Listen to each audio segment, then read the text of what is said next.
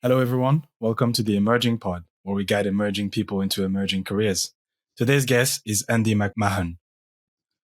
Andy has a background in physics. He started his career leading teams of data scientists in startups and small companies before joining NatWest as an ML engineer, and he's now head of MLOps at NatWest Group. Andy, good to have you with us. Well, thank you for having me. Really excited to be here. So you've started, you studied physics at university. You did a PhD. Yep. How did you find it, and how did you get into data science from there? So I always thought I would be an academic physicist. So I loved science. Was really excited by mathematics and physics in particular. So ended up doing a theoretical physics degree, which meant I was doing not many experiments, because anytime I touched an experiment, I would break the laws of the universe. So I could never show basic things like Ohm's law working with simple circuits and things. So I was basically better at the theory. So I got into that, and that played to my strengths. And then through that, in undergraduate, I learned C++, because being a theoretical physicist now really means being a computational physicist. So you learn a lot about programming, you learn some skills. And this was before, I think, Python was too much in the mainstream, at least for physics. So learned C++ in a very intense course, someone who'd never programmed or really had much exposure to computer science before. And that opened my eyes a bit to what was possible with computers. And I just bore that in mind as I went through. So I loved my undergraduate. Really stretched my mind, thinking about all sorts of crazy things like black holes and stars collapsing and particle physics. But then it got to my postgraduate time, and I had to decide what I wanted to do. So I thought I would do something slightly more practical. So when I went to Imperial College in London, I joined a program where the idea was to do a master's and PhD on industrially relevant materials, but still tackling theoretical problems relevant to them. So I studied basically the atomic and electronic properties of solar cells. And it was at the time when this particular solar cell material was very exciting, because it was super cheap to make and super efficient. I was studying why it didn't like light, which is bad for a solar cell, why it didn't like oxygen, which is bad for a solar cell on Earth, and why it didn't like water, which is very bad for a solar cell in Scotland, where I live, or in the UK, where I was studying. So I basically did that for a few years, but through that time, I realized I didn't want to be an academic physicist. My brain doesn't really work too well on focusing on very specific topics for long periods of time. I like quite broad views. I like being able to jump between different problems and kind of expand my horizons that way. So at the time, during my PhD, this was the time of the Harvard Business Review article about data scientist being the sexiest job of the 21st century. So I thought, okay, that sounds about right. That sounds good. So I basically started teaching myself Python, teaching myself a bit more programming, teaching myself machine learning, built up a bit of a portfolio on GitHub.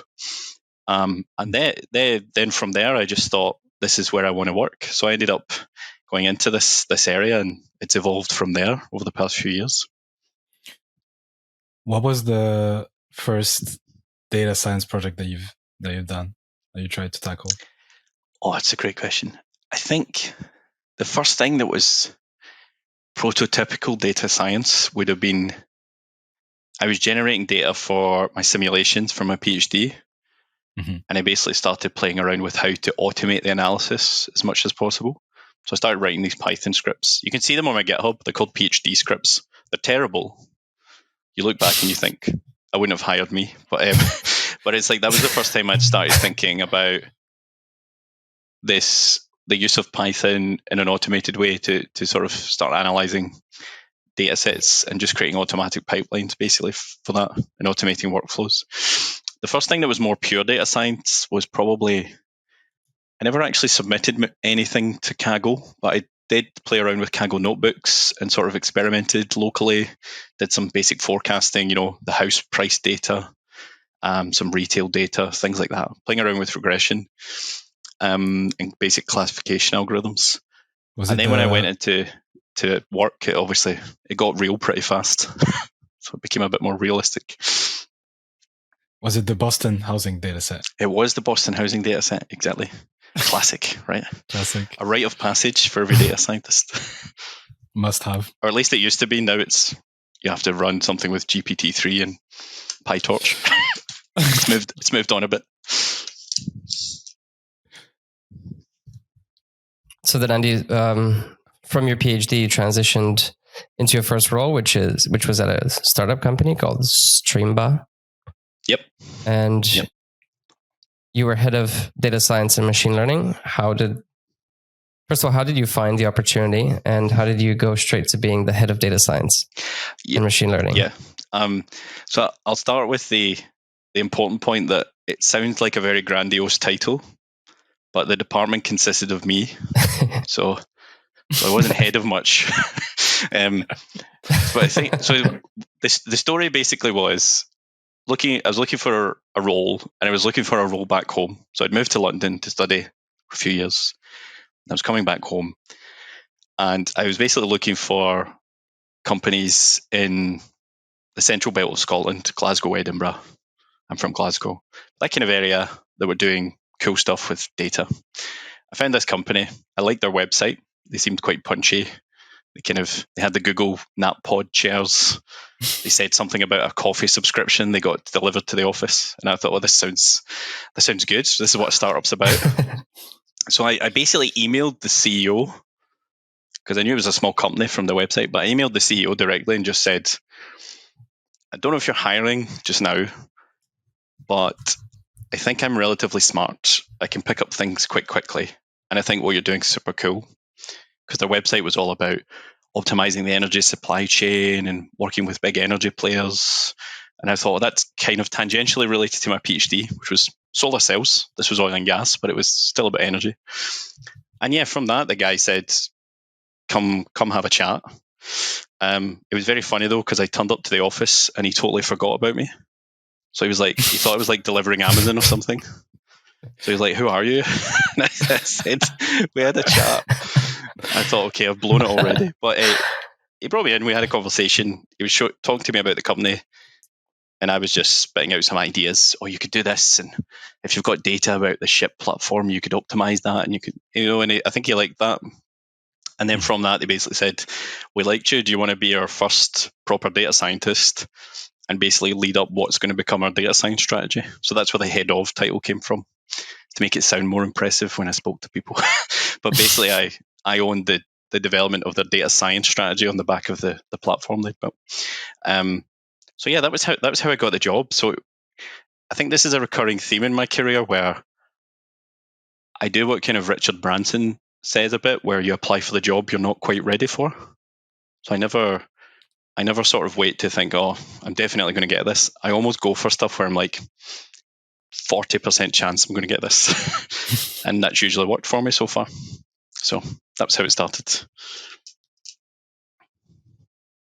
That's a good approach, because that's how you get stretched and you learn. If you just apply for a job that you're overly qualified for, you're going to get bored and you're not going to do your best work. Exactly.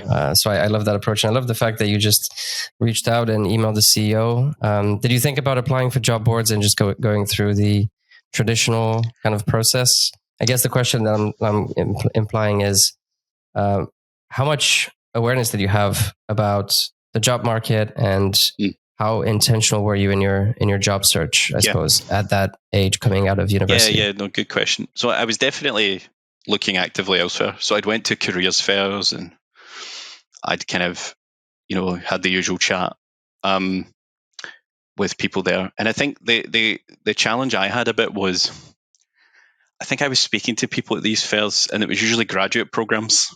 So they'd be like, if you've just done your bachelor's, come JP Morgan or some other company, come work for us, etc. And I was kind of like, I'm looking for something a bit more than that. I've kind of done all this stuff in my PhD. I've learned a lot of stuff on the side. I think I can sort of do something a bit more stretching. And a few of them were kind of like, that's not quite this program. This is very much cookie cutter shape.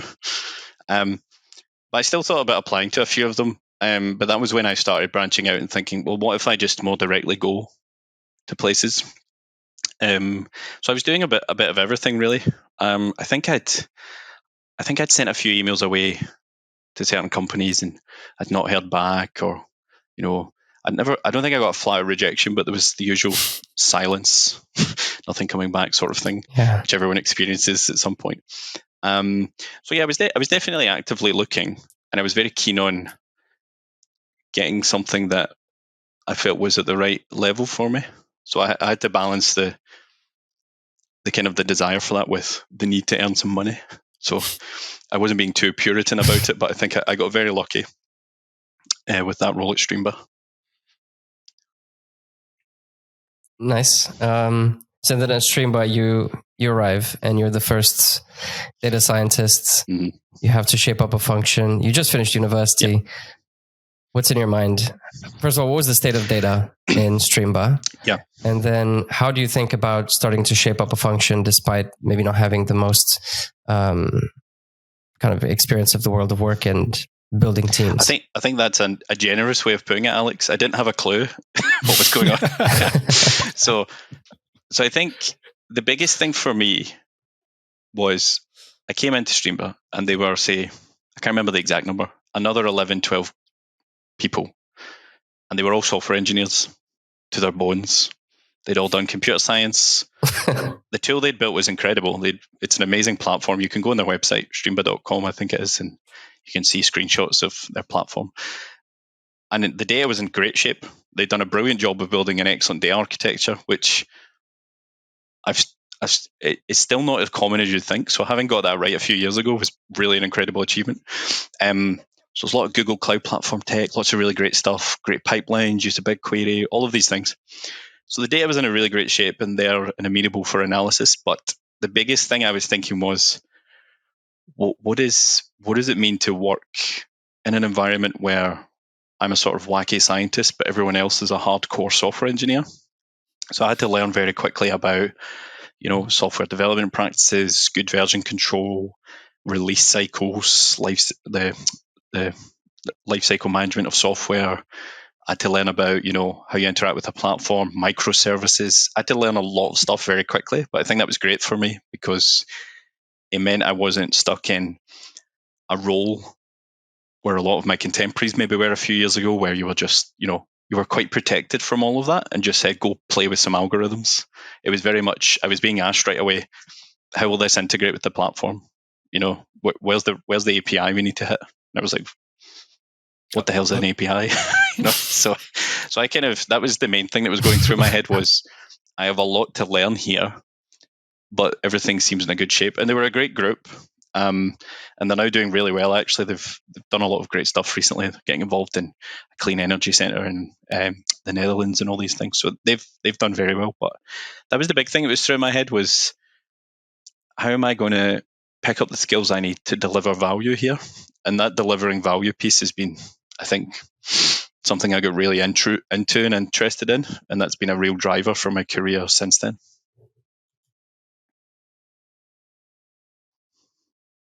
That's really interesting. And then you transitioned to Agreco? Yep. So what prompted the change?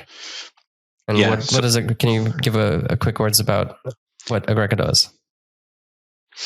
Yep. So Agreco are the world's leading provider of distributed energy products. So if you think of a diesel or gas or now biofuel generator powering things like, music festivals, the World Cup, humanitarian disaster sites, anything like that where you need power but you're off the grid, they were the world leader in that space. And what kind of drew me there was I think a few things. So one, I was looking for maybe working in a bigger company where I felt I could have a much bigger impact. I think as well I was interested in getting a view of the world that wasn't so tied to the startup world. So I'd done the kind of startup thing and you're trying very hard to scrape by and everyone's kind of doing everything. And I thought, let me see what it's like in a slightly bigger company. Still not huge mega corporation, but a bigger company. And then when I spoke to the sort of leader there of that team, she was really good and sort of she had a really compelling vision for how to make that company a data-driven company. And then it was just super interesting to find out what they were doing. And what we ended up kind of mainly focusing on were things like predictive maintenance for the generators and the parts, forecasting of revenue, supply chain demand forecasting, things like that. And it was just lots of, again, a really good infrastructure to build on top of, but they were also going through the sort of later stages of their migration to the cloud and the use of things like Azure, and we had Databricks in place. There was lots of really great tech to play with there. So that just got me really excited, and that's what made me jump ship and change tack slightly. That makes sense. Yeah. And in the startup world, you definitely have to scrape a lot. And as you mentioned, you learn quite a bit because you have to wear multiple hats and you have to sometimes just do everything by yourself. It gets a bit tiring at some point. So it's interesting that you've made that transition and then now you ultimately ended up in an even substantially bigger organization. Yes. But along this process, how did you think about building your portfolio? Did you have, were you intentional about it, or do you have like a space where you kind of regularly come back to and keep contributing towards, or is it just more a bit on an ad hoc basis? Yeah, that's a good question. I think I read a lot of books about, how to think about your career and sort of self-betterment books, these kind of things, productivity books, etc. And it was clear from all of them that networking was hugely important. So a big thing for me has always been not just a technical portfolio, like projects on GitHub or a website or whatever. A big thing for me was more, how do I grow my network and get exposure to my ideas and thoughts? Because I thought I had good ideas and I was just really keen in that community aspect. So I was really intentional about putting myself forward to speak at events, even when, again, I didn't know much. So the first meetup I went to ever, I volunteered to speak at the next one. Just because I'm that kind of person. I was like, I have no idea what's going on, but I'd really like to talk about some ideas I've got. And they were like, sure, it's great. So that gives you early exposure. I think that's been a thing I've kept coming back to, is making sure you're doing that and kind of getting out there. Growing your network on LinkedIn and other places. More recently, over the past, say, year or two, it's been more things in the written space. So my blog posts, which are very ad hoc, but just writing posts on LinkedIn, things like that, commenting on things. And then writing my book was a big one, which was published nearly 2 years ago now, I think. But yeah, in those early days, it was very much around the communication aspect and networking with people and getting my sort of face out there. It was less about building a technical portfolio, because I thought I could have a technical portfolio that no one sees, or everyone could kind of see me and hear my ideas and know that I knew what I was talking about. And then I could occasionally build up the technical portfolio. So that's one way I approached it. So the technical side was a bit more ad hoc and the people side was a bit more intentional, but both are very important, I think. That's very interesting. You definitely seem to be the type of person that doesn't hesitate much before jumping. That's very good to see. And so now you're in NatWest, you're in a much bigger company. How do you then go from being a machine learning engineer to the head of MLOps? Did MLOps exist before you even joined NatWest? Oh, really good question. There was a nascent MLOps effort, but I think the challenge was it was struggling to gain traction for a few different reasons. The technology platform wasn't quite there. I think the appetite for it wasn't quite there. We were sort of still solving the problem of what does production mean for these systems, rather than what is going into production repeatably and scalably again and again, and monitoring them and having good controls around them. So I think there was something there, and there was a lot of good work from people who'd come before me, definitely. So I came in kind of that ML engineering lead position I joined was very much because I said to my then boss, Greg Cowan, who's now my colleague. So I said to him, look, the thing I'm really good at now and the thing I really drive at is getting models into production. And he said, that's the kind of challenge we're facing, is with lots of great research and proof of concept and initial stages. We are getting things into production, but just not as fast as we want. And I don't want to say I came in and solved it. I absolutely didn't, but I at least started picking at some of the pieces around this is where the challenge is, and kind of starting to push through and make little inroads everywhere. And I think that's then morphed into this idea of what should this eventually become? And this should eventually become, to my mind, a leading MLOps outfit where the operationalization of machine learning products is just something that naturally happens. And if you can do that at the scale of one of the UK's biggest banks, financial institutions, then I think you've done a really good job. So that's kind of what drives me every day and gets me up and gets me excited, is we're one of these huge organizations. We have a massive impact on our 19 million customers. A third of all sterling transactions come through us. So there's just huge impact you can make if you get some of these things right. So that's kind of how it's morphed. It was initially, can we get some more things out of production? Now it's became, what's the next stage of that look like? And that's kind of where my head's at now and what I think about every day. Nice. And what was the state of MLOps at the time, and how is it compared to now? I think we'd had, again, a lot of good ideas around where things had to go. We had some nascent technologies around model management, so ML flow and things like that, the classic kind of model management tools. And there was model monitoring happening, but it was all very DIY, having to roll your own. And the point was, the only people really able to do it were in our central innovation team, which I'm part of. Now I think we're at a point where, and this stuff's in the public domain, we've spoken about it quite a lot. So I was at AWS Summit Berlin last year. My colleague Greg was at AWS reInvent last year as well, talking about, we now have a very scalable MLOps and ML platform on AWS built around the SageMaker ecosystem. So we've now got to a point where data scientists, ML engineers can self-serve what they need. So they just fill in a form, make a request, get the environments and tools they need to then build something all the way through to production. Whereas before it was very difficult to do that, and you needed very nuanced knowledge of our processes and of the steps required, and it would be very difficult to enlist in all the tools and technologies you needed.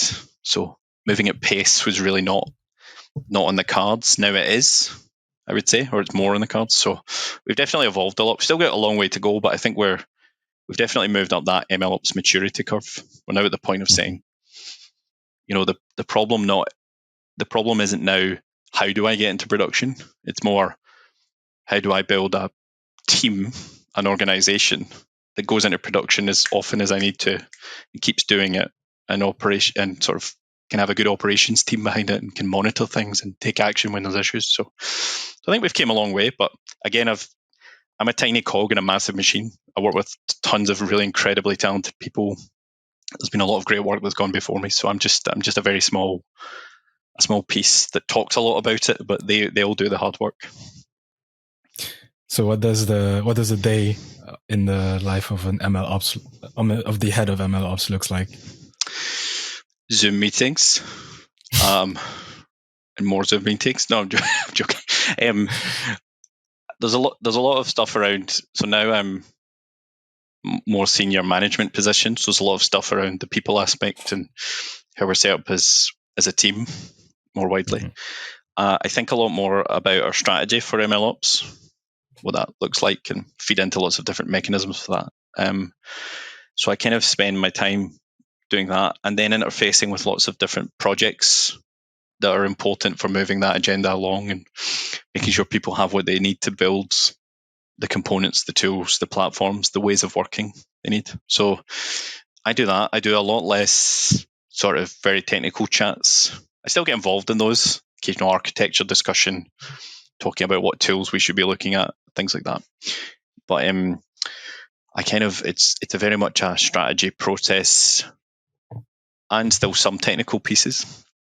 But it's very much that. So I'm kind of thinking more, how does all this fit together, and helping make sure everyone's got what they need to build it, rather than me building it. Yeah, that's interesting, actually. And you were talking about the people side of things. How involved are you with the recruitment side of things? And does NatWest recruit early career MLOps engineer or data scientist? Yeah, so very involved in recruitment, especially for our team. Also, if there's wider recruitment programs on, we feed into those. We definitely recruit people from graduate level all the way up to very senior level. We have a really good graduate program that I would encourage people to check out if they're at that stage in their career. We now have ML engineering roles that we didn't before, so they've been advertised in some parts of the bank. So we definitely hire ML engineers at a variety of levels now. So we have an extremely strong recruitment culture, and we're very clear. I quite like it because we're always very clear what our values are, and I think we always surprise people when they come and interview with us because they think they might have a view that we're a large, very old bank, hundreds of years old in some parts. So they might think we're very sort of stuffy and not very modern and things like that. I think they're always a bit shocked that we're doing such innovative things, and we are at the cutting edge with a lot of things. And I think that's quite nice when you surprise people and they think, oh, actually, I could do very cool stuff here. And have a great career. So yeah, we recruit at all levels across a variety of different technical roles, but we now have an ML engineer as a role as well. Yes, what are NatWest values? Oh God, now you've asked me. Putting on the spot. I'll speak in broad. So our main sort of tagline is to be a relationship bank for a digital world. So that's what's always said by our CEO. So you can tell right there when our CEO speaks, we're embracing technology from the get-go. So we understand that the world is digital first, and that's very important. But we still have the human aspect of relationship, and relationship implies trust, and trust is a huge part of what we are as a brand. Obviously, as a bank, people trust us with their money, with the core part of their lives. So I'd say that's an absolute core of our values. What we then value around that are things like how we connect with others, who are trusted by our colleagues.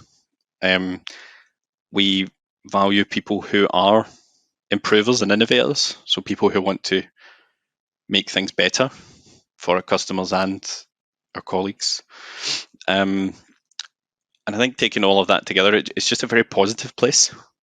I've really enjoyed it so far. I've been there 2 years, and everyone I've met is nice. It's great.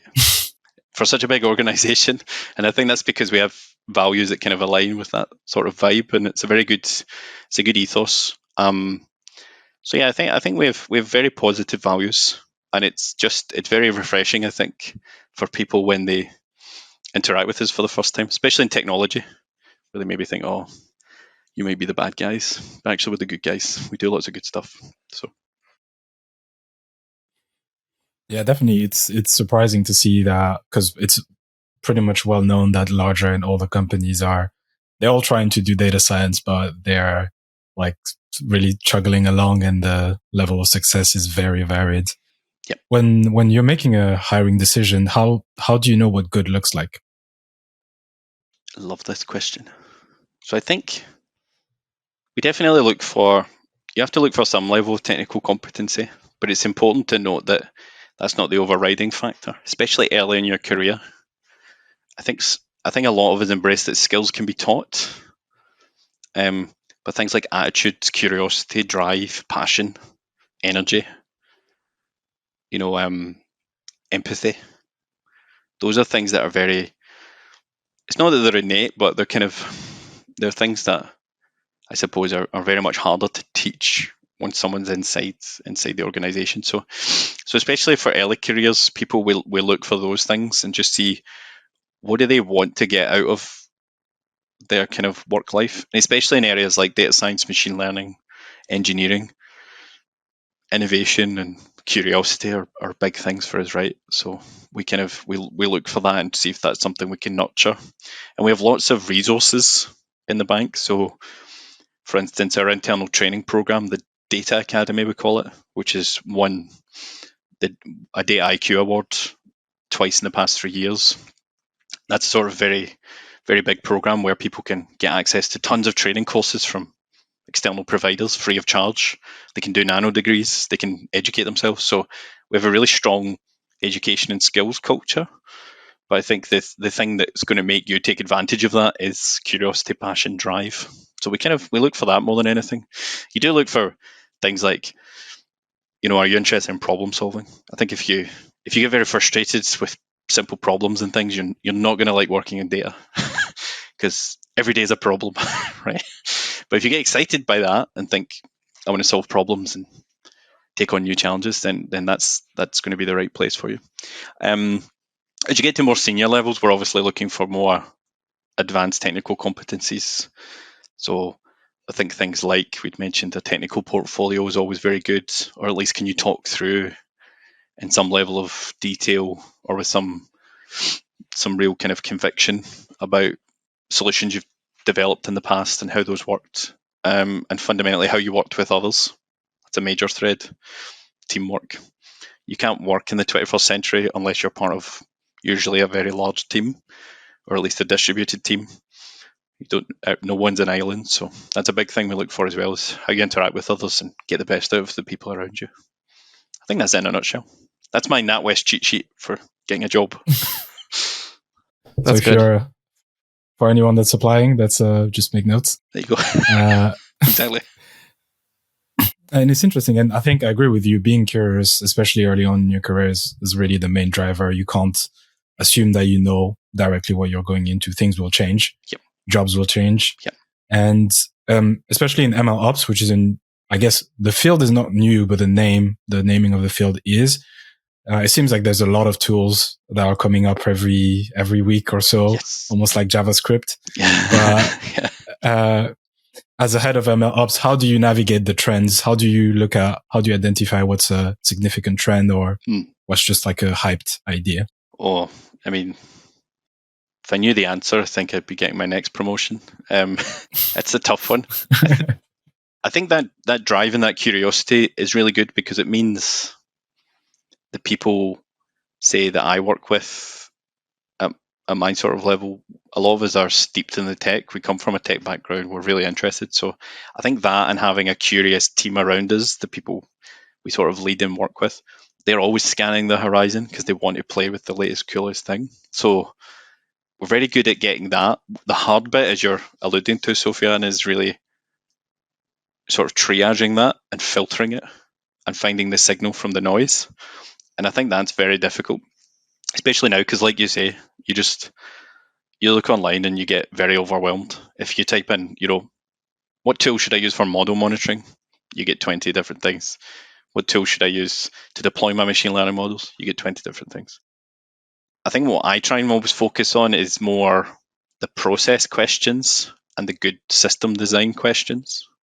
So I try and make sure that we're embracing what are the processes that have to versions of the models and deploy the models. So if we are doing those things, as long as we have tools that are doing those things and we're not, 10 years behind, then we should be in a good place for swapping out for new technology as it comes along. That comes down the line. So I think it's always about actually what's the processes you're building around it, how you're organizing the people, and then just what are the good general principles. So like good software development principles. I prize that over finding the right tool so much more. Because if you can code well, you'll be able to code well, whether it's with tool A, tool B, tool C. And usually you interact with them all the same way now via some software development kit or an API. So there's we try and get the fundamentals right, I think. And then it means that the specific tooling choice is like a second order phenomenon. In this sense, it won't make or break your strategy, but the other stuff will. If you don't get the right people together, you don't lead them correctly, you don't build the right processes, you don't design the systems well. If you don't do those things, then no right choice on tooling will help you, basically. So that's kind of how I think about it. But I suppose that's just a version of me sticking my fingers in my ears and going la la la la la, because there's too many things to keep up with. It's too hard, especially with research papers as well. So we do a lot of internal research and development, and it's very overwhelming just now, especially with ChatGPT and the large language model stuff. I'm trying to keep up with the papers on the archive, and I just can't. So I just skim like the heading, and that's me. I count that as reading it. So that's where I'm going to. I have a bunch of questions around ChatGPT because you mentioned it, but before we go into that, I'm just curious. you've experienced the startup world, you've experienced the medium-sized company world. Now you're experiencing the big giant enterprise type environment. Yep. Where do you see your career taking you in the future? Ooh, I hope my boss isn't listening. No, I'm joking. I definitely want to stay. I'm very happy in NatWest, so I think I'm going to get a good tenure in there. I think there's a lot of cool stuff we want to do, so definitely see that in the near and medium term. I think longer term, I would be very up for starting my own company and starting a startup. I think, or a consultancy or something like that. Depends what my stress appetite is in a few years. I think we'll see how that goes. So I'm not sure. I think as long as I'm doing innovative stuff, and as long as I think I'm in touch with the latest stuff that's happening, because it's such an exciting time to be in this space. It's incredible what's coming out of everywhere, basically. There's just so much cool stuff. So as long as I'm tapping into that and trying to use it in some way, I think I'll be happy wherever. But I think I actually quite like the big enterprise world, and I didn't think I would, because I think if you can get that scale but still be able to work in an innovative way, you've hit a good sweet spot, which I kind of like. So we do that quite well. I think we've got sort of a very try, fail fast, agile research type model working for some parts of the bank, and then you still think it's a huge enterprise with massive impact. So I quite like that balance. But yeah, I think eventually I would try strike out my own. I also want to write more books and do more of that kind of stuff. So I'm kind of looking for more content generation, education type stuff. I don't know if that's more a side hustle. Don't think I could do that full time. Need to get near code somehow. Okay, well, we'll definitely gonna get you involved a bit more in the community, especially with Awesome. kind of writing opportunities. But Awesome. your writing actually is really good. I love it. And you wrote a blog that says, well, the title is Straight Outta Prompton, which I just thought was genius. It was Amazing. Yes, thank you. We'll link it in the show notes. But basically, you kind of give a very reasonable breakdown of ChatGPT and large language models and the pros and cons. Kind of, you try to single out the signal from the noise. Yep. And I think you do a really good and compelling job.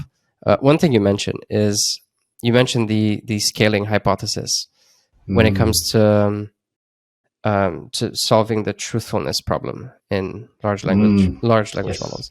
Can you talk a bit about that? What is the scaling hypothesis, and can that actually have an impact on the truthfulness? Yeah. So I think they're slightly disentangled, but they're maybe related. So the scaling hypothesis, everyone talks about this, and then it took me a while to try and chase down what the actual root of it is. But I think it's maybe one of those things that was mentioned at a conference, and everyone references it. But so there's things like, I think there's a paper, or maybe it's not a paper, but I know people call it scale is all you need. Like attention is all you need from Google, right? Mm-hmm. But the scaling hypothesis, as I interpret it, and I'm not an expert in this area at all, is essentially that as you scale these models more and more, so more parameters, more depth, more data, you unlock more and more capabilities. So I suppose the idea is that you're basically not losing anything by just going bigger and bigger, and that actually what you're going to do is you'll eventually, some people kind of in the strong AI view think eventually you'll just kind of have a person there trapped in a computer saying, let me out or whatever. But you might have to get like 200 trillion parameters or something crazy. So the scaling hypothesis is roughly that. I think that, and the reason that people buy into it now is because it's roughly been happening with large language models, right? If you go back a few years, you get to 100,000 parameters, 1 million parameters. We're now up at 175 billion parameters or something. And through that, you see incredible gains across a variety of different metrics. And you can just see, right, you open up ChatGPT and you play with it, and you think, this is extraordinarily correct syntax. It's not, people say it's a stochastic parrot. I think it's more sophisticated than that, because it's not just doing taking some letter A, some words here and sticking them together, and you say that there's a miscongruence there. It flows, right, in a way that tells you there's really some new capability unlocked. And the scaling hypothesis is essentially that will keep going. On the truthfulness side, I think what's important is that no matter how much you scale, right, you're not asking the question about truth. So these, especially the GPT models, but large language models in general, the fundamental point is to create passable text from the point of syntax. So does the syntax ring true? It's not about does this answer a question correctly. People are working on that now, right? And it's a super interesting area. Like you have the mechanism OpenAI use, the reinforcement learning through human feedback. The idea is to sort of say, I give you 10 possible, say if 10 possible responses the large language model comes back with varying levels of probability, and then humans rank the most realistic ones. And that provides feedback as to not just create this passable syntax, but there's maybe something else encoded there. It's passable syntax, but it's also appreciated by a human. I don't know if that'll scale quite to making things true. I think you probably need other mechanisms in there.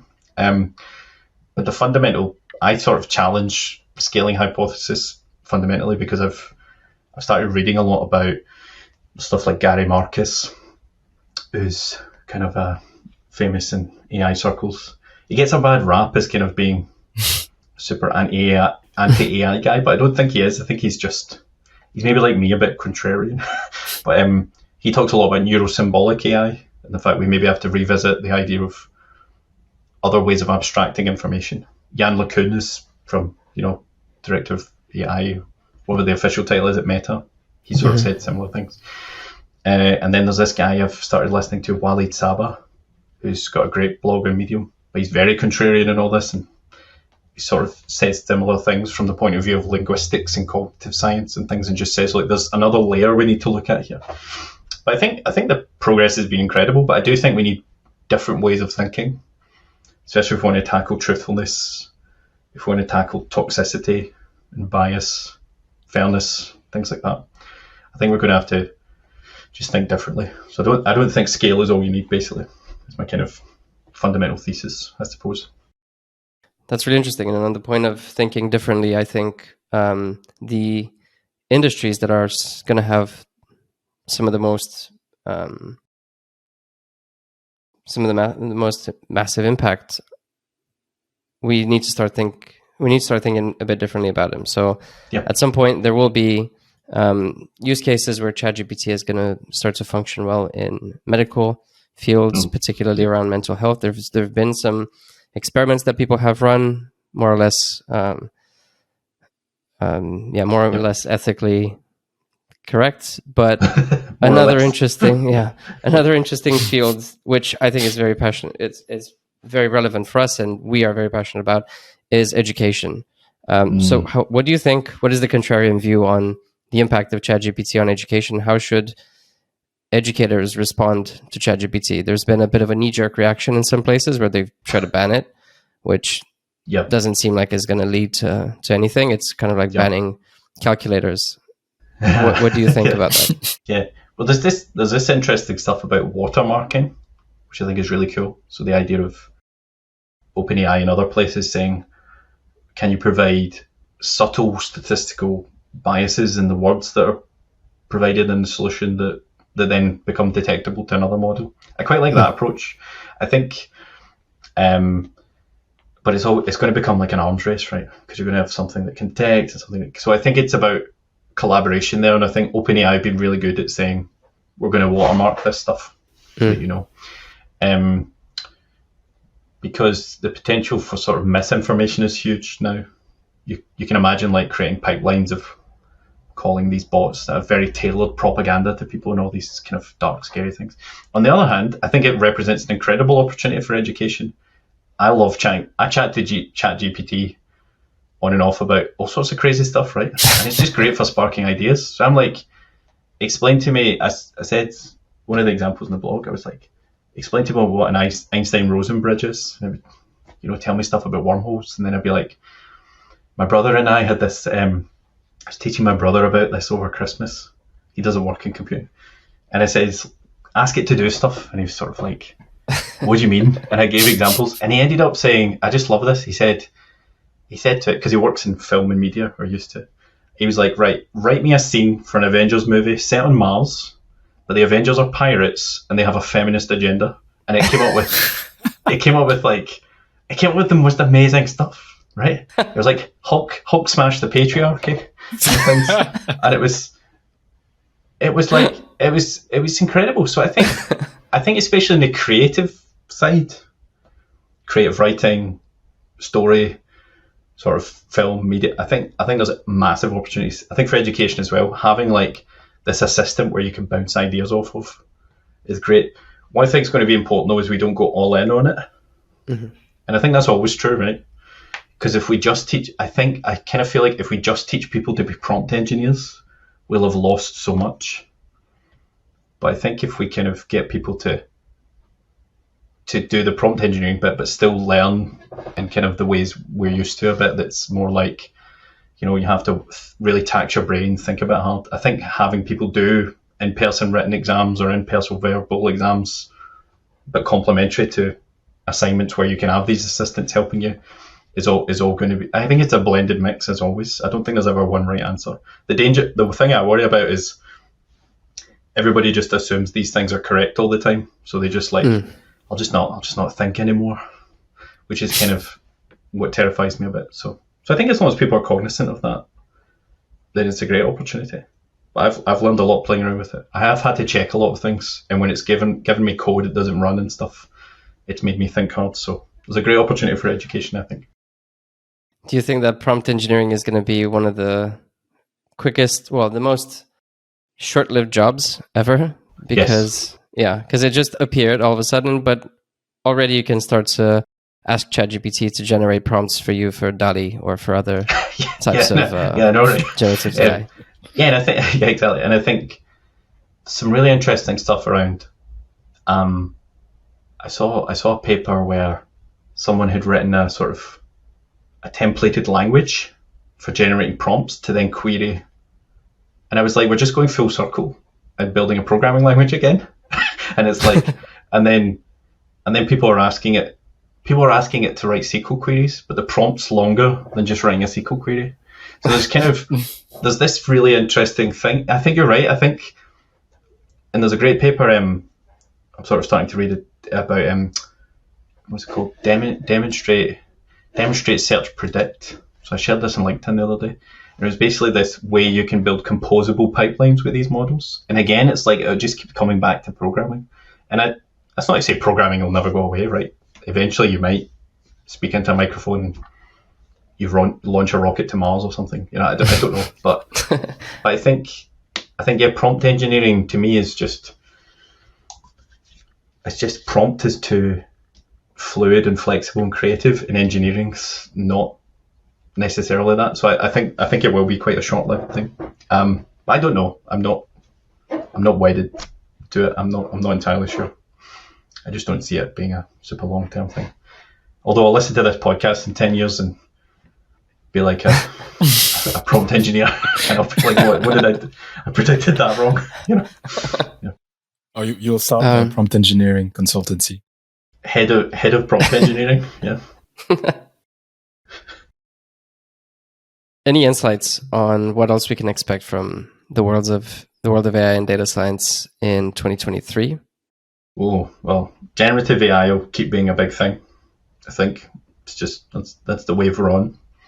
I think we'll have a lot of this is what I'm passionate about, a lot of interesting discussions now about truthfulness, monitoring, ethics, bias, fairness, because these models are really bringing to the fore how you can get these things wrong at massive scale.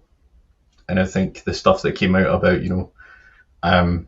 OpenAI and the sort of the workers in Kenya having to do the labeling of the toxic data sets, there's all sorts of interesting things that are coming out about the AI supply chain, the ethics around that. But I think that's going to be a big thing we have to grapple with quite quickly, because I'm already seeing things like people talking about we have to severely regulate this area. I think regulation in general is a good thing. We should be thinking about it. We don't want to go too far the other way because it's not going to work. You can't just say don't do this, right? It doesn't make sense. But we need to. I think we'll need to, as a society, build a kind of some kind of internal guidance around it. It's like something like when you talk about cloning. I keep thinking about this. When you talk about cloning, it's kind of instilled in us that human clones are sort of a bad idea. But it's like, do you know, like, and it's kind of it's banned, but we still, genetic research and stuff still happens. I think there's going to have to be something like that for these AI tools. I don't know what it is, but there's going to have to be like some sort of instilled common sense, and I just don't think we have it yet. And I don't know what that common sense looks like. That's part of the conversation. And I'm very interested in particular about what does MLOps look like for these solutions. So if I deploy these pipelines calling these models, how am I going to monitor them?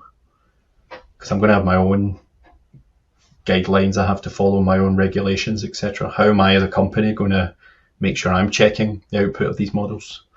I think that's a really kind of complex question. So I think there's a lot of challenges. I don't have any sort of answers. But I think if people are thinking about these things, they'll be in a good place for the next few years. That makes sense. Sometimes the best answer to a question is more questions. Maybe, but it could get annoying after a while. It'd be a weird podcast.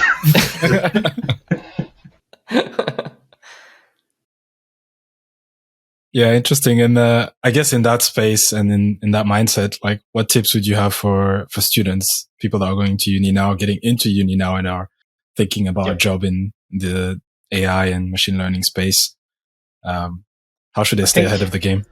Yeah. No, good question. I think my personal view is that the need for smart people who can solve hard problems and really get stuck into things at a deep technical level is only going to increase. There's the potential that we see things coming like these large language models and other solutions, and we think actually it's going to automate just everything and we won't need to think. But I actually think that makes us have more of a challenge. We have to sort of raise our game a bit and start thinking, what's the next most complex frontier we need to push on. So I think all the things people have been doing in this space, we're going to need more of. We're going to need more engineering knowledge, more programming knowledge, which again is maybe running contrary to people who say, there'll be no junior software engineers in a few years. I just think that's crap. I just don't see it. I think what will happen is all of our software engineers will be more powerful and more productive because they'll have more tools at their disposal. So I think anything you can do to be aware of these tools, their limitations, you can build workflows around them. But I think if you're doing it in a way where you still retain the ability to critically think about them and still problem solve, then you're going to be in a very good place. I don't think we're going to need people in a few years who, can push the button that triggers all of it automated. We're going to need people in the loop getting dirty with these things. So they're going to be people. I read a really great article. I can't remember the name of it. I'll try and dig it out for the show notes. But it was talking about in 10 years, it might be that we just increase the number of like AAA games that we have tenfold, and we do it with a lot less people. So everything's just more productive. We have more good stuff, and people who are like artists and things just now, it's maybe what they do is they're working more with Midjourney and Dolly and all these other tools, but they're building new workflows.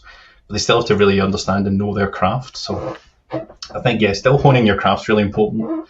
I think critical thinking, problem solving, and being adaptable is going to become more and more important. But the future's very bright. I think I could get labelled a pessimist because I sort of poo-poo things a lot on LinkedIn, but I think I'm quite optimistic. I think there's a lot of really cool stuff out there. There's a lot of cool stuff to sink your teeth into. So people should just embrace that and get stuck in. Makes perfect sense. Embrace the change and ride the wave. Ride the wave. Get your hands dirty. Try to see what's coming up and play around. Tinker. That's how you stay ahead. Yeah. Yeah, and build if you can build things. Whatever the tools are, you'll be able to do that no matter. It was the same thing we said before about good systems design, etc. If you have the mindset where you, like you say, Ryan, you tinker. Sorry, Alex, where you tinker and you build stuff and stick it together, you're going to be able to do that whether it's GPT-10 or some new thing or Skynet, whatever. But if you're sticking it all together, you'll always be able to do that. So yeah, exactly. Tinker, play, have fun. Exactly. Don't be afraid to break stuff. That's the best part. I love breaking stuff. I'm so good at breaking stuff.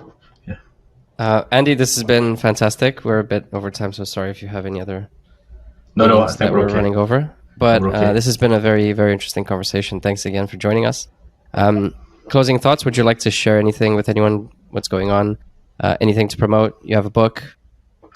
I have my book, Machine Learning Engineering with Python, published by Pact. I'm currently working on the second edition, which will be out later this year. So there'll be a lot more stuff there, more open source technologies, more pipelining, more advanced software development practices. So that's quite fun. Nothing else to promote, really. Always go on the NatWest careers site, usually advertise for cool careers. But otherwise, no, just hope everybody's out there having fun and keeping safe, basically. Awesome.